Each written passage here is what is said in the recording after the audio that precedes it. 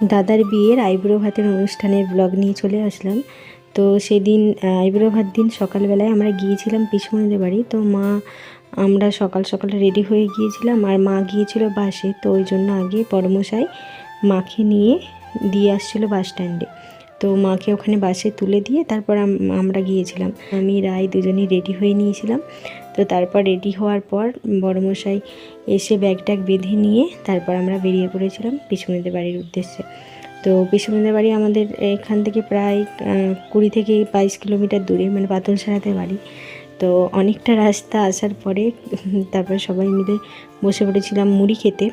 আর এদিকে চলছিল রান্না বান্নার কাজ, আর আলু ভাজা, শসা, মিষ্টি দিয়ে মুড়ি খাওয়া হচ্ছিলো। তো তারপর খাওয়া দাওয়া সেরে সব ছোটো ছোটো ছেলেগুলো বসে পড়েছিল মেহেন্দি করতে। যে দাদার বিয়ে তারই ভাই, মানে ছোটো দাদা সবার হাতে মেহেন্দি করে দিচ্ছিল। তো প্রথমে রায় বসে পড়েছিল মেহেন্দি করার জন্য। তো তারপর আমার এক ননদ মেহেন্দি করছিল, ওই জন্য ওকেই, তারপর আমাদের ভাগনা বাবুকে ওদের হাতে আমি মেহেন্দি করে দিচ্ছিলাম। আর তারপরে দেখো এক হাতে মেহেন্দি করে দিয়েছি, আর এক হাতে দেখো রায়ের জেঠু রায়ের মেহেন্দি করে দিচ্ছিল।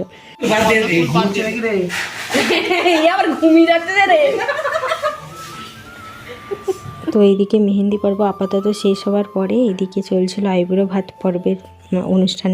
মানে দুপুরে অতটা কিছু আয়োজন হয়নি, ওই মোটামুটি যেগুলো নিয়ম সেগুলো করা হয়েছিল।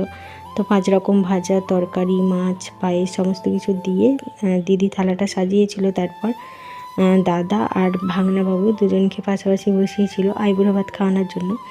তো প্রথমে মানে পিসিমণি দাদাকে আইবুড়ো ভাত খাওয়ালো, আর ভাগনাবাবুকেও আইবুড়ো ভাত খাওয়াছিল। তো ওদের খাওয়া দাওয়া মিটে যেতে আমরাও বসে পড়েছিলাম দুপুরে খাবার খেতে। আর আইবুড়ো ভাতের দিনে দুপুরে মেনুতে ছিল ভাত, তারপরে ছিল একটা শাক দিয়ে সমস্ত সবজি দিয়ে ছেঁচড়া, আর ছিল মাছের তেল ভাজা, বিউলির ডাল, এঁচড়ের তরকারি, তারপর ছিল মাছের তেল ঝাল, চাটনি, মানে কুমড়ো ঢেঁড়স, মাছের ডিম দিয়ে চাটনি, আর ছিল পায়েস, মিষ্টি ছিল যেটা আমি নিইনি। তো খাওয়া দাওয়া সেরে সবাই রেস্ট নিয়ে ব্রাহ্মণদের বাড়িতে ভাত আনতে গিয়েছিল। তো রাত্রিবেলা তো ব্রাহ্মণদের বাড়িতে ভাত খেতে হয়। তো ভাত আনতে গিয়েছিলো, আর আমরা বসেছিলাম মানে বাড়ির সামনে বেশ হাওয়া দিচ্ছিলো। আর তখনও প্যান্ডেল কমপ্লিট হয়নি, মানে প্যান্ডেল তখনও হচ্ছিলো। তো তারপর ওরা চলে আসলো বাড়িতে ভাত নিয়ে। আর এই যে দেখো এদিকে চলছিল গায়ে হলুদের ডেকোরেশন।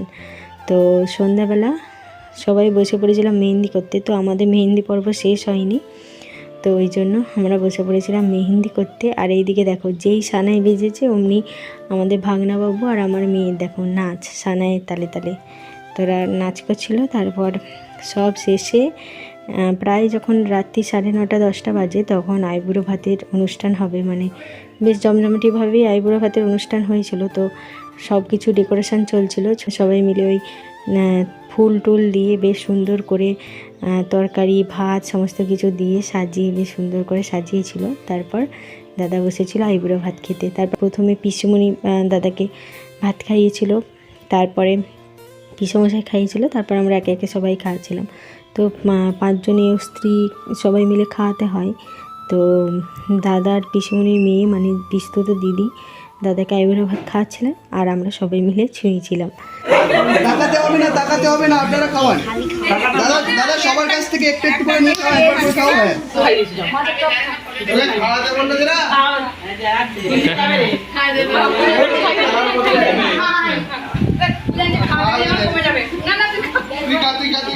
তারপর আমি আর আমার আরেক দিদি মানে ননদ হয়, তো দুজনে মিলে দাদাকে আইবুড়ো ভাত খাইয়েছিলাম।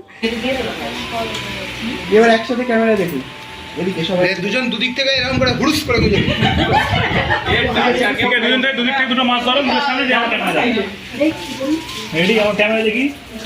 তারপর সবশেষে আমি আর বড়মশাই দাদাকে আইবুড়ো ভাত খাইয়েছিলাম। শুধু আমরাই নয়, আমাদের মেয়েও তার জেঠুকে আইবুড়ো ভাত খাইয়েছিল।